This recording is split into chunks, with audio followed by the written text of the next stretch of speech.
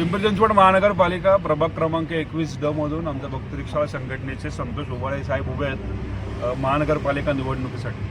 त्यांच्याकडे राज्याच्या सत्तेच्या चाव्या आहेत, म्हणजे फायनान्स मिनिस्टर आहेत राज्याचे।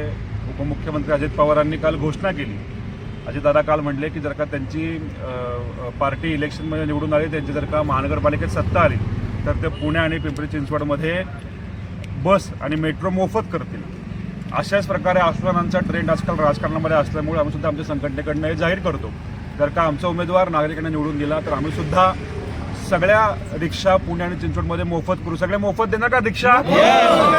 मोफत देणार। आदरणीय अजितदादा नागरिकांसाठी एवढ्या सुविधा देऊ शकतात, आम्ही पण आमचं मन मोठं करून रिक्षा फुकट चालवणार। असे पण उद्या जर का बस आणि मेट्रो फुकट झालं तर आपल्याला उपाशीच राहावं लागणार आहे। मग आमचं उमेदवार आलं तर आम्ही सुद्धा उपाशी राहून रिक्षा फुकट चालू, असं आम्ही पण आमच्या संघटनेतर्फे जाहीर करतो आणि नागरिकांना असं आव्हान करतो की जास्तीत जास्त मतांनी आमचे उमेदवार श्री संतोष उबाळे यांना 21D या मतदारसंघातनं निवडून द्या आणि प्रामाणिक सच्चा काम करणारे तुम्ही खूप मोठमोठ्या लोकांचे ज्यांच्याकडं भरपूर पैसा आहे, खोराणी पैसा आहे, काहींकडे 1 नंबरचा आहे, काहींकडे 2 नंबरचा आहे, ते पुन्हा सत्तेतून पैसा, पैशातून सत्ता, अशा प्रकारे आपण गेले अनेक वर्ष बघतोय।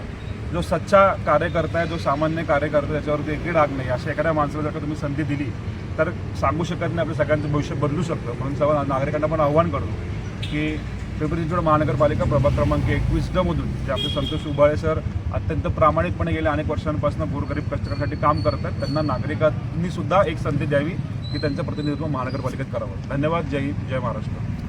संतोष साहब तुम आगे बढ़ो, हम तुम्हारे साथ हैं। संतोष भाई तुम आगे बढ़ो, हम तुम्हारे साथ हैं। आली रे आली, रिक्षा आली, आली रे आली, रिक्षा आली, आली रे आली, रिक्षा आली। संतोष उबाळे तुम्हें आगे बढ़ो, हम तुम्हारे साथ हैं।